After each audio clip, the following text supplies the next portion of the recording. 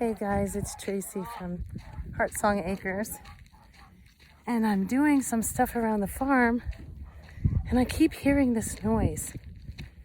Whew. And I'm like, what is that? Where is that coming from? So then I happen to go to the pig pen, and you're gonna see why.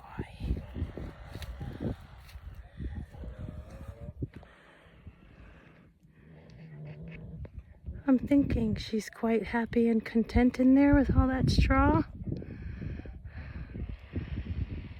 She didn't even let us